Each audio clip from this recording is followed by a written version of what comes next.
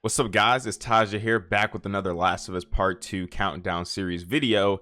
And today we are officially 26 days away from the Last of Us Part 2 release. And I just want to say before we get into this episode, thank you guys for all the love and support on these videos. They've been banging over 1,000 likes each episode, which is actually insane to me. We're still keeping the hype up, we're still keeping the good vibes, and the haters are still hating, and we're just, staying happy, staying positive. So I'm glad you guys are enjoying the series, and I'm having a thrill making this series.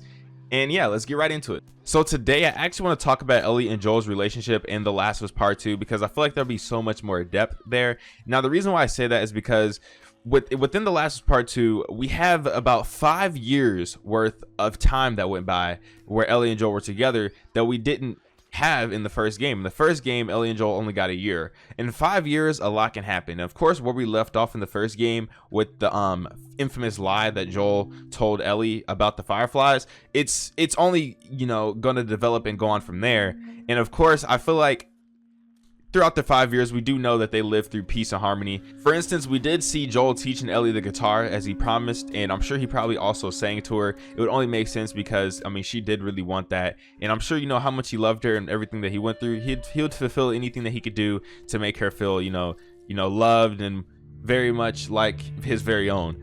And I truly do believe that. Now, the thing is, we do know, like, within the time frame of the present day we're actually playing the game, Joel and Ellie's relationship has been, what's the word, shooken a bit, like it's kind of messed up. Now, we can all assume it's because Ellie finds out about what Joel did in the past. Like, I'm pretty sure we can all assume that. That's the only thing that could really, F them up a bit. I think it would just have to be Joel's, infamous lie to Ellie. And I feel like she does find out about that. I'm not sure if that's actually within the scene that we saw within the trailer where she storms off on them while they're like out doing whatever, or if that just maybe she finds out some other way. But some way, form, or fashion throughout this game, she's definitely gonna find out. Like, there's 3 people who know about what Joel did.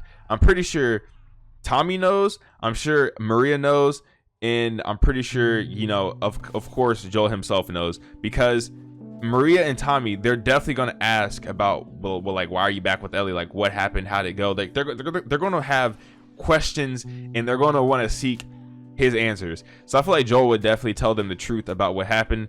I'm not exactly sure. He could lie to them just like he did Ellie, but I feel like that wouldn't do them any good just because Tommy was a firefly, and he'd probably pressure Joel then like see what's up and know. And Tommy, he probably has contacts with the fireflies in some way, form, or fashion that he can probably go and check.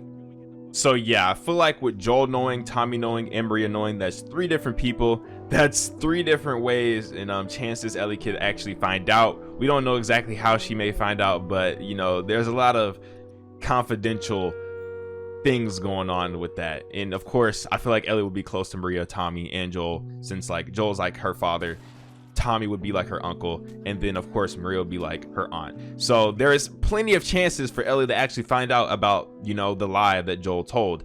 So I also want to talk about, so as you guys know, Neil Druckmann, like, his stories they're very nice, and everything's about characters, and nothing's like one-dimensional. Everything's like very 3-dimensional. And I feel like Joel and Ellie's relationship is not just between Joel and Ellie. I feel like the entire camp has like their own views on Joel and Ellie's relationship, and that's of course that they're having like the strain, this problem, and I think they just think it's just like father-daughter issues. Like, I think they genuinely think that Ellie is Joel's daughter. Now, the reason why I say this is because if you guys actually think back to the first game, Joel told Ellie to never tell anybody about her condition or the fact that she's infected, pretty much.